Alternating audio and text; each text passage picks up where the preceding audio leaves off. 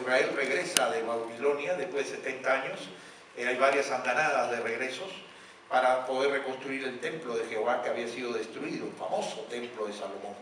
Había quedado en ruinas, quemado, sus cimientos quitados, y entonces inicia el proceso de Dios, decirle al pueblo que edifiquen casa para Dios, de nuevo en Jerusalén. Y eso es lo que están ustedes. Estamos la iglesia edificando casa para Dios espiritual y casa material. Así que este texto nos va a permitir ver algunos de los principios espirituales que Dios pone en juego y que son necesarios que como pueblo de Dios cumplamos si queremos ver que Dios nos use para el propósito suyo de edificar casa para Dios. Y dice así Esdras capítulo 1. En el primer año de Ciro, rey de Persia, para que se cumpliese la palabra de Jehová por boca de Jeremías, despertó Jehová el espíritu de Ciro, rey de Persia, el cual hizo pregonar de palabra y también por escrito por todo su reino, diciendo: así ha dicho Ciro, rey de Persia, Jehová, el Dios de los cielos, me ha dado todos los reinos de la tierra y me ha mandado que le edifique casa en Jerusalén, que está en Judá. Quien haya entre vosotros de su pueblo, sea Dios con él, y suba a Jerusalén, que está en Judá, y edifique la casa a Jehová, Dios de Israel. Él es el Dios, la cual está en Jerusalén. Y a todo el que haya quedado en cualquier lugar donde more, ayúdenle los hombres de su lugar, con plata, oro, bienes y ganados, además de ofrendas voluntarias para la casa de Dios, la cual está en Jerusalén. Entonces se levantaron los jefes de las casas paternas de Judá y Benjamín, y los sacerdotes y levitas, todos aquellos cuyo espíritu despertó Dios para subir a edificar la casa de Jehová, la cual está en Jerusalén. Pues el título de este tema esta mañana lo llamamos Edifiquemos casa para Dios. Edifiquemos casa para Dios. Dios en cada generación ordena a su pueblo en la tierra que edifiquemos casa para Dios en cada ciudad, en cada país, en cada nación, en cada cultura donde esté su pueblo esparcido en la tierra. Y esta casa no solamente es una casa material que se necesita para albergar al pueblo de Dios, sino también es, como veremos, una casa espiritual, que es la iglesia viva de Cristo, compuesta por hombres y mujeres redimidos por el Señor. Pero esta tarea de edificar casa para Dios no es una tarea fácil, viviendo una tierra de tinieblas, como vivimos hoy, en un tiempo donde todos los tiempos el reino de las tinieblas, el reino de Satanás, el reino de la maldad, de la mentira, del materialismo, del orgullo, del placer, del egoísmo, reinan. Edificar casa para Dios es casi un contrasentido, porque todo el mundo quiere edificar su casa, su reino, su poder, su comodidad, su placer, su nombre, pero no edificar casa para Dios. Así que para que edifiquemos casa para Dios, Dios primero tiene que hacer algo en nosotros como pueblo de Dios.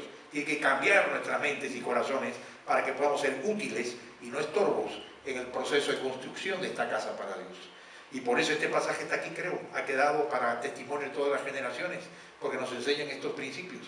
Lo primero que hay que señalar es que Esdras narra la reconstrucción del templo de Jerusalén. Él narra la reconstrucción. El libro de Nehemías, si usted lo ha leído en el Antiguo Testamento, narra la reconstrucción del muro perimetral de la ciudad. En cambio, Esdras, en sus primeros 7 capítulos, se enfoca en la reconstrucción de la casa de Dios en sí misma.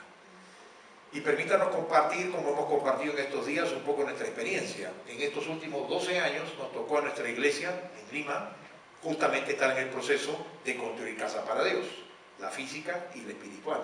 Así que hace 12 años les contaba a los hermanos que un grupo de nuestra iglesia, que éramos entonces todavía 200 personas, contando a todos, a los que trabajaban, a los que no trabajaban, a los que podían aportar y a los que no, nos metimos a pagar un crédito al banco, un crédito hipotecario de $8,000 mensuales. Y nosotros veníamos de 3 años de un presupuesto en rojo en la iglesia. Era un rojo carmesí, no por la sangre de Cristo, sino por el déficit que teníamos. Y el rojo a veces se ponía color morado y a veces color negro tétrico. Pero a pesar de este contexto difícil, Dios nos puso una oportunidad única que era indudablemente de Dios. Habíamos durante años buscado un crédito en el banco y ningún banco nos quería prestar. No sé si aquí en Bogotá prestan a las iglesias. Allá no querían prestarle a nadie, porque decíamos que éramos inembargables. Es decir, nos podían embargar legalmente hablando, pero no les convenía, porque decían, mañana pastor va a hacer mala propaganda, en el periódico va a salir banco desalmado, hecho afuera congregación. Es mala propaganda, pastor. Entonces nadie nos quería prestar, aunque teníamos la capacidad de pagar, nadie nos quería prestar. Pero Dios puso una única coyuntura de esas que tú ves que esto es de Dios. Y si no la tomas, la pierdes. Conseguimos un local de 1500 metros cuadrados en una esquina, un lugar excelente, que jamás habíamos soñado, que decía un letrero, se vende, y un número telefónico. Entonces un nuevo encargado del comité pro templo llamó, y después me llamó y me dijo, Javier, hemos encontrado un local, llama por teléfono y pregunta quién es el dueño. Ya llamé, me dice, ¿y qué han dicho? El dueño es un banco. Esta es una propiedad embargada a una empresa que no pagó y ahora el banco se quiere deshacer del inmueble. Y como se quiere deshacer del inmueble, para facilitar a quien lo compre, ofrece línea de crédito a quien lo compre. Dijimos, este es de Dios.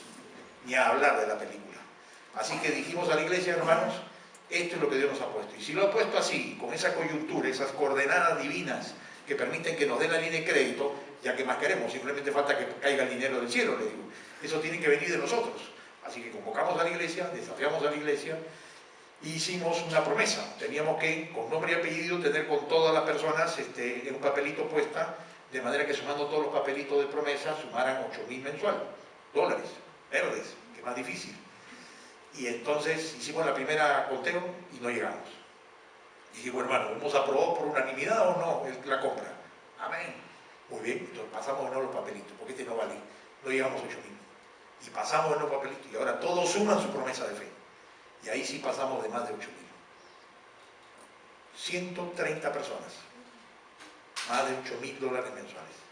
Poniendo sacrificialmente. No lo que sobraba, no lo que no usas, no lo que no necesitas.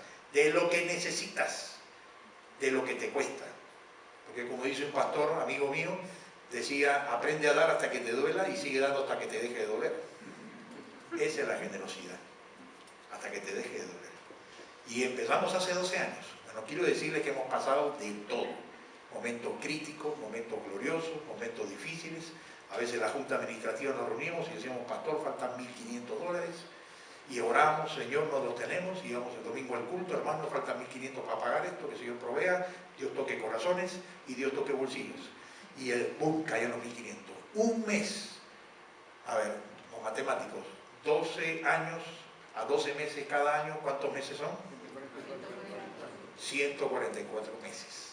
144 meses nunca tuvimos una mora, un retraso, un mes que no pudimos pagar. Y esto es la gloria del Señor, el poder de Dios, con una iglesia orando y dando sacrificialmente y no de las obras. Y este mes de mayo, terminamos de pagar y damos gloria al Señor. Dios es fiel, hermanos. Aplaudamos al Señor. Él es fiel, Él es poderoso. Y la verdad hemos celebrado, hermanos, imagínense ustedes como si fuera fiesta patronal. Hemos celebrado felices y contentos porque las voces que nos decían, pastor, que irresponsable, ¿cómo se le ocurre? 3 años en rojo y encima se mete una deuda mayor. Tú sabes que siempre salen las voces positivas, optimistas, que te apoyan, ¿no? Y entonces dijimos, sí, pero acá el Señor va a hacer la obra. Y el Señor se glorificó. Terminamos de pagar la propiedad, gracias a Dios. Y ahora estamos con otros retos, porque terminamos de construir una mezanine, y ahora estamos mirando con buenos ojos un edificio que acaban de terminar en la esquina, y nos faltan aulas, así que estamos orando que lo acaben bien, con buenos acabados, buena calidad, buen material, para que después pueda ser usado por el Señor, aunque sea un par de pisos. Es decir, la iglesia nunca puede detenerse de tener desafíos. La iglesia nunca puede contentarse con lo que tenemos, porque Dios nos quiere dar siempre más, para ser un instrumento eficaz más, no para nuestra gloria, no para la gloria de los pastores, ni de los creyentes, sino para la gloria de Dios. Y esto es lo que descubrimos entonces en Esdras. Cuando uno lee Esdras, uno descubre estos principios. Fíjate que dice ahí Esdras 1, 3 y 5, una de las claves que uno aprende en la Biblia es que Dios quiere abrir puertas extraordinarias para su pueblo. ¿Quién nos puso esa coordenada de que ese local estaba vacío, 2 años sin venderse y justamente ofrecían línea de crédito? ¿Quién puso eso? ¿La casualidad? No, señores, es el Señor soberano. Nos da oportunidades, abre puertas, pone coordenadas, converge gente, personas, dinero para hacer su obra. ¿Por qué? Porque Dios es soberano. Él es dueño de todo y controla todo. Y cuando Él abre una puerta, nadie la cierra. Y cuando Él cierra una puerta, nadie la puede abrir. vida, que la vida no depende de ti, de mí y de lo que hagamos, sino depende de que Dios tiene un plan grande. Y ese plan con su pueblo es de bendecirnos, es de restaurarnos a la imagen de Cristo y en el proceso usarnos para que otros sean restaurados por el Señor y otras familias sean alcanzadas por Cristo. Y para eso Dios está dispuesto a hacer cosas extraordinarias, para que nosotros nos agrupemos, nos unamos para hacer el servicio de Dios. Y fíjate ese pasaje de 1, 3 y 5, ¿no? Me encanta el pasaje del 3 que dice que lo llamó, fíjate que Dios usó a un rey pagano, a Ciro, rey de Persia, diciéndoles edifiquen casa para Dios. Y luego en el versículo 5, se levantaron los jefes y Dios despertó, dice, penúltima línea, aquellos cuyo espíritu Dios despertó para edificar casa de Dios. Quiere decir que los que participan en la edificación de la casa de Dios en la tierra son solamente aquellos quienes han permitido que Dios despierte su espíritu. ¿Y por qué Dios tiene que despertar nuestro espíritu? Porque Dios habla de despertar los espíritus para hacer obra de Dios. Porque estamos dormidos en el sueño profundo del sopor, del materialismo, de mi éxito, de mi placer, de mi orgullo, de mi plata, del yo quiero, de mi viaje a Miami y de lo que yo necesito, y no estamos despiertos a la dimensión del espíritu, de lo que Dios quiere hacer con su reino en la tierra. Y no nos damos cuenta que al desconectarnos del plan de Dios, nosotros estamos perdiendo la bendición más grande de nuestra vida. Dios, cuando te salvó, no te salvó para que asistas a una iglesia, te salvó para que participes del plan de Dios en la tierra, de extender su reino hasta el último de las naciones. Tú eres llamado por el Señor para ser instrumento de Dios, para que el Evangelio llegue hasta lo último de la tierra, si no lo sabías. Y eso significa que cuando nos conectamos con este plan de Dios eterno, Dios marca nuestro presente y marca nuestro futuro. Y nuestra vida, de pronto gris, opaca, sencilla, cobra color, significado y propósito, porque Dios nos hace parte del plan más grande que existe en la tierra, que ninguna superpotencia de las naciones actuales tiene, que es el plan eterno de salvación del hombre en Cristo Jesús. Y cuando eres parte de esto, date por privilegiado, porque el Señor nos permite a nosotros, vasos de barro, indignos, ser parte de la obra del reino de Dios, que es obra eterna, y que cuando las naciones acaben, su reino seguirá por siempre, eternamente. Es un privilegio ser llamados para eso. Ahora es interesante los principios que uno ve aquí en juego, que Dios movió al pueblo para que funcione esto. Vamos a saltar a Esdras 3.1, si me ayudan. En Esdras 3.1 encontramos nosotros que el primer principio que Dios va a usar es dar unidad en el propósito. Unidad en el propósito. Dice allí, en el primer año de Ciro, rey de Persia, para que se cumpliese la palabra de Jehová por boca de Jeremías, despertó Jehová el espíritu de Ciro, rey de Persia, el cual hizo pregonar palabra por escrito a todo su reino, diciendo, y viene a continuación, ¿qué fue lo primero que Dios les dio a ellos? Unidad de propósito. Y una de las claves para que la iglesia camine y la casa de Dios se construya y el propósito de Dios se cumpla en la tierra y tú seas participante de esta bendición, es que nos unamos. Este no es un plan, construir la casa de Dios, de los pastores, ni puede ser solo de unos líderes, ni puede ser de la junta administrativa. Si tú eres parte de esta iglesia, Dios te ha llamado a que seas parte de este plan. Y eres responsable, copartícipe, y parte importante en este plan. Y tienes que conectarte a ese plan. Tienes que interesarte en lo que pasa. No es cuestión de decir esta gente que inventa cosas para sacarnos plata, sino tienes que estar pensando, estamos invirtiendo en el reino de Dios, no en el reino de un pastor o una denominación, en el reino de Dios. Y cuando tenemos esta unidad de propósito y todos pensamos en una sola mente, en un solo corazón, el Espíritu Santo se puede manifestar con más libertad en nuestras vidas y en la iglesia. La unidad glorifica a Dios. La unidad bendice al pueblo de Dios. La unidad es la fortaleza más grande de una iglesia. Si estamos dispersos, cada uno por su cuenta, o desconectados emocional, mental y espiritualmente con los propósitos que Dios quiere hacer en nuestra iglesia, estamos nosotros, asistiendo a los cultos físicamente, estamos espiritualmente fuera de la iglesia, porque estamos desconectados. Es como el carbón, que estaba encendido en la fogata y lo sacas. Así es el creyente que asiste a su iglesia y no está conectado con los planes de Dios con su iglesia. Es decir, es un extraño en su propia casa. Es un visitante en su propia familia. Y es alguien que está desconectado. Dios quiere que te conectes, que te comprometas, que te involucres, que te intereses, que ores todos los días para que este plan de Dios, de la casa de Dios, se cumpla aquí, en Colina Campestre, porque ese es el propósito de Dios con tu vida. Y a través de ello, Dios tiene el plan de bendecirnos, de enseñarnos a creer, ver respuestas de oración, ver bendiciones, ver sanidad en nuestras vidas. Otro principio es el que está en Esdras 3:3. Si queremos ver la obra de Dios en la iglesia, y es que fíjate tú, lo primero que hizo Esdras, ¿qué fue? Cuando llegó, no fueron inmediatamente a agarrar los ladrillos y a construir y a poner la maqueta y a comenzar las manos a la obra. No, antes que nada, ¿qué hicieron? Colocaron el altar de alabanza y adoración a Dios sobre su base. Colocaron el altar a Jehová. ¿Y esto qué significa? Que antes de hacer la obra y por encima de la obra que estamos haciendo, siempre tenemos que recordar la prioridad que Dios nos ha mandado. ¿Cuál es el primer mandamiento? Amarás al Señor tu Dios con toda tu mente, todo tu corazón, con toda tu alma y con todas tus fuerzas. A Dios primero. Y eso significa entonces que necesitamos nosotros darle prioridad al Señor, al altar de Dios. Y hermanos, esto es clave. Eso significa que nuestra relación con Dios es la que va a permitir que el plan de Dios se cumpla en la tierra. Nosotros no hacemos el plan de Dios en la tierra. Somos incapaces para poder cumplirlo. Dios hace la obra a través de nosotros.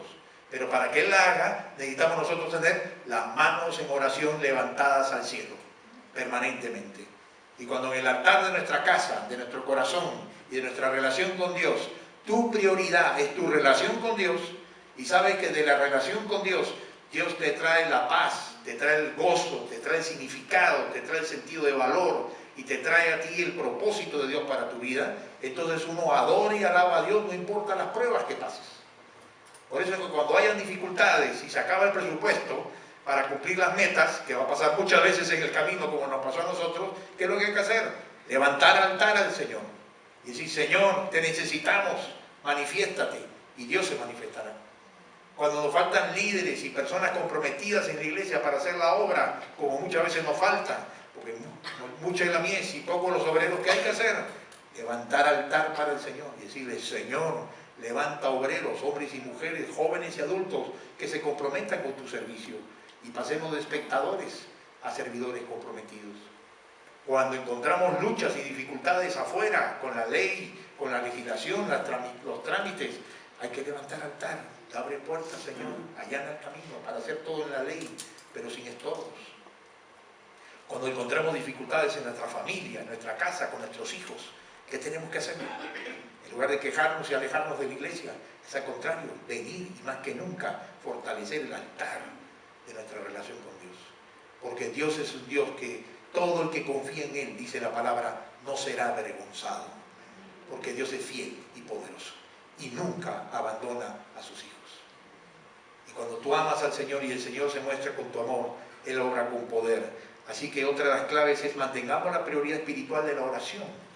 El ayuno. Nosotros hemos hecho ayuno y oración muchas veces, clamando a Dios por momentos críticos, difíciles, que estábamos como iglesia, tanto en la construcción física del templo, como en la construcción espiritual de la iglesia. Hay momentos difíciles, momentos de desánimo, momentos que pasamos que pareces una meseta en la que todo nos es difícil y no sabemos para dónde ir. Cuando no sabemos para dónde ir, es el mejor momento para preguntarle a Dios para dónde tenemos que ir. Son las oportunidades de Dios. Cuando vienen nuestras interrogantes sin respuestas, es el momento de Dios de buscar las respuestas en Dios. Así que no sientas la crisis como abandono de Dios. La crisis es la oportunidad que Dios tiene para llevarte en divinidad, a mostrarte el plan que Dios tiene para tu vida. Así que si pasas crisis, levanta altar para Dios.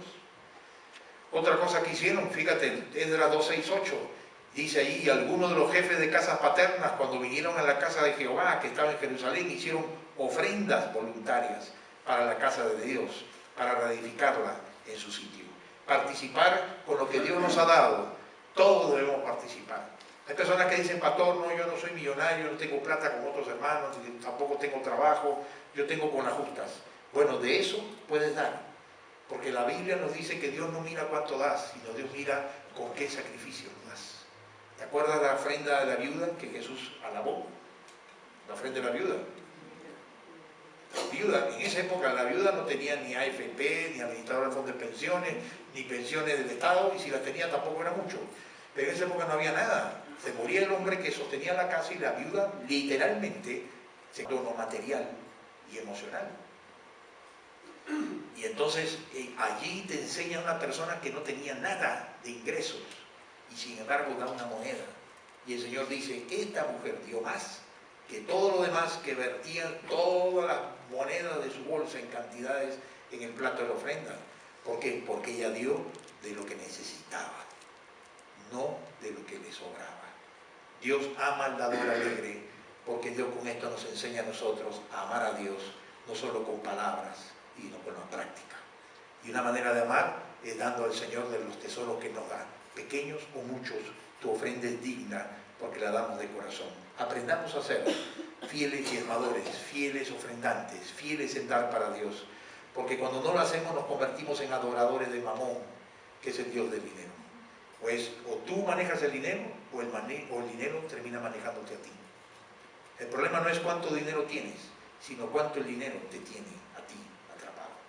Y una manera de vencer el amor al dinero, que en todos ese amor al dinero camina por nuestras mentes y corazones, más cuando caminamos por un mall, ¿no es cierto? Es demostrar que amamos a Dios más cuando ponemos ofrenda al Señor y nos desprendemos de esto que el mundo adora, que el mundo tanto aprecia y que mata por ello, miente por ello, invade países por ello. Amemos al Señor. La obra de Dios no es fácil, necesitamos resiliencia espiritual. Hoy se habla mucho de la resiliencia. La resiliencia es la capacidad de resistir adversidades y sobreponerse. Se habla de este concepto psicológico en estos días, la resiliencia, la capacidad de vencer dificultades y seguir adelante. Yo creo que existe una resiliencia espiritual que ya no viene de la autoayuda, ni de los conceptos del coaching, ni de los libros optimistas, sino que viene del Espíritu de Dios. El Espíritu de Dios nos capacita con una fortaleza sobrenatural tal que nos da una confianza en Dios y en su palabra, e integridad en su palabra, que nos capacita para enfrentar cualquier desafío. Cualquier desafío. Cuando uno está haciendo la obra de Dios, esa persona se vuelve una persona de acero inoxidable. Dios te protege, te fortalece, te guarda de manera sobrenatural. Cuando uno ve al apóstol Pablo, uno queda impresionado, ¿no? Pasó naufragios, le echaron latigazos, pasó ayunos, pasó hambres, peligro de salteadores, amenaza a los judaizantes, y de todo se levantaba como el ave fénix predicando la palabra. Y uno pregunta, ¿de dónde sale un tipo así que tiene este carácter de fibra de acero? Y es que la respuesta no está en sí mismo, la respuesta está en lo que él mismo dice cuando estaban a punto de naufragar camino a Roma en el barco del mar Mediterráneo. Él dice, el Dios de quien yo soy y a quien sirvo se ha manifestado por mí. El Dios de quien yo soy y a quien sirvo. Y él definía dos cosas claves de la vida del ser humano en esa frase. El Dios de quien soy, tu identidad, tu sentido de valor, tu ser, tu eje como persona, pertenece a tu relación con Dios. Tú no eres lo que tienes, el apellido que tienes, la familia que vienes, ni la profesión que tienes. Tú eres lo que eres en tu relación con Dios. Hijo de Dios, hija de Dios. Y ese es el valor que tenemos. Y luego dice, el Dios de quien soy y el Dios a quien sirvo. Cuando uno sabe quién es hijo de Dios, con gozo servimos a nuestro Padre Celestial, por todo el amor que Él nos ha mostrado y nos sostiene cada día. Así que la resiliencia espiritual viene del tener una relación con Dios, del cual brota cada día nuestro sentido de valor, nuestro sentido de identidad personal, que nos da significado, nos da dignidad, en medio de un mundo que falsamente nos grita todos los días que solamente valdríamos si tenemos tal ropa, si tenemos tal casa, si tenemos tal plata, si tenemos tal profesión, si tenemos tal auto, o si has hecho tales logros en tu vida. Mentira. El hombre y la mujer no valen por lo que hacen ni por lo que tienen, valen por lo que son en Cristo Jesús. Así que reafirma tu identidad y valor en Él, y en eso encontramos nosotros la fortaleza de la resiliencia espiritual. Es interesante que ellos pasaron problemas también. En el 4:4 de Esdras dice que los habitantes de la región comenzaron a desanimar e intimidar a los de Judá para que abandonaran la reconstrucción. Y en la siguiente dice, mas los ojos de Dios estaban sobre los ancianos de los judíos y no les hicieron cesar hasta que el asunto fue llevado a Darío, y entonces respondieron por carta sobre esto. ¿Qué pasaba? Problemas, desánimo, gente que se opone, gente que atemoriza, gente que dice no vamos a terminar, esto no va a funcionar, esto es un desperdicio, ¿para qué tanto gasto? ¿Para qué tanto esfuerzo? No vale la pena. Siempre va a haber voces así, que no están conectadas con el plan de Dios. Pero dice Esdras 5:5, mas los ojos de Dios estaban sobre los ancianos de los judíos. Qué tremendo. Cuando Dios pone sus ojos sobre ti y sobre nosotros como pueblo, estamos bajo la protección del Todopoderoso. Y nada ni nadie detendrá el plan de Dios, porque es el Señor quien lo está haciendo, y no nosotros los hombres. Y hay un pasaje que corrobora esto, que me encanta, que está en Salmo 33, que dice: he aquí el ojo de Jehová sobre los que le temen, sobre los que esperan en su misericordia, para librar sus almas de la muerte y para darles vida en tiempo de hambre. Qué precioso. Dice, el ojo de Jehová está ¿sobre quién? Sobre los que le temen. ¿Y qué es el temor? No es miedo, es temor reverente, respeto. Es decir, no voy a hacer esto, ni decir esto, ni dejar de hacer esto, porque quiero honrar al Señor. Es el deseo de honrar a Dios.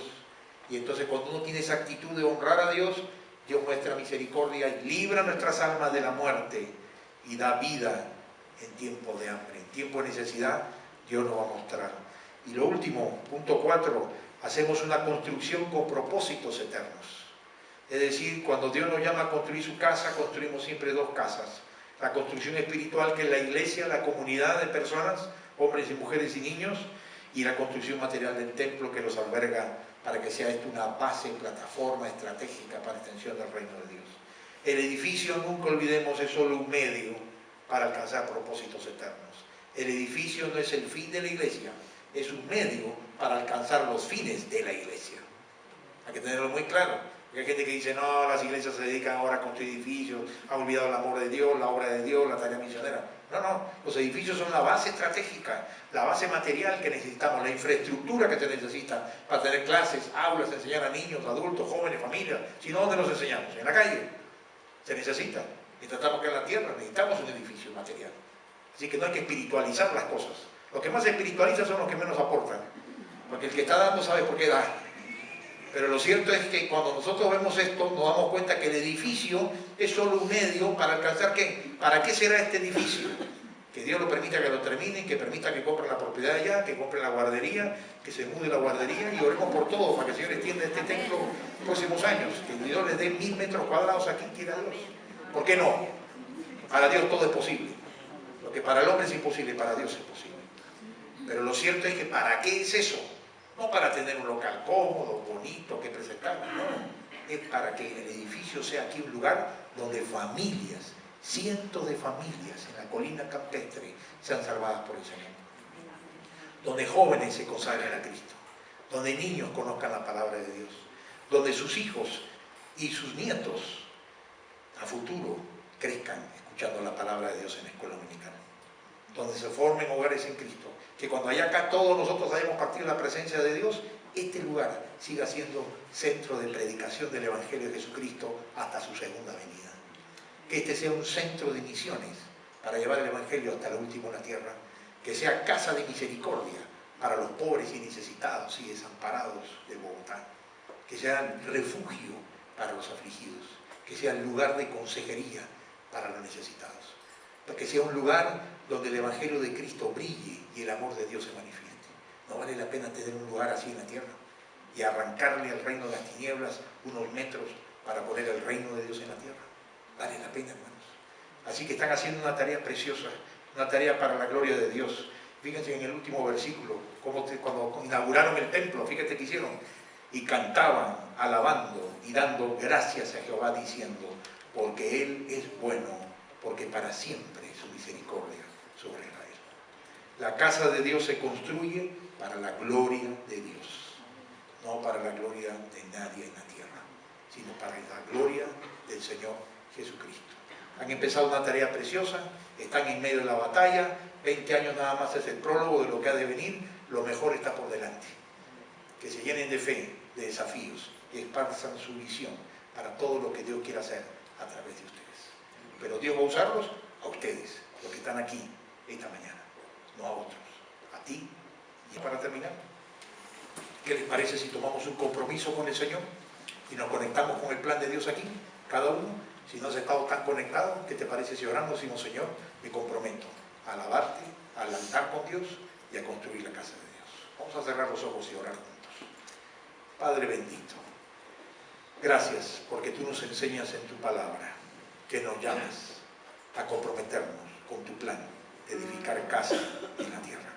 Y Señor, nos comprometemos contigo a primero edificar el altar a Jehová en nuestros corazones y nuestra vida, nuestra relación contigo primero, y a comprometernos a apoyar en oración, en amor y cariño a toda la construcción de la casa de Dios aquí esta mañana. Te lo pedimos y te damos gracias, y pedimos que este lugar nos permitas terminarlo en tu nombre, lo permitas culminarlo, nos permitas ampliarlo, y que este lugar sea centro de evangelización, lugar de salvación, luz en el camino al que te busca a ti, y cientos de familias se conviertan aquí por el poder del Evangelio de Jesús. Damos gracias porque tú eres Dios de poder y en ti confiamos. En el nombre de Jesús. Amén. Que Dios le bendiga.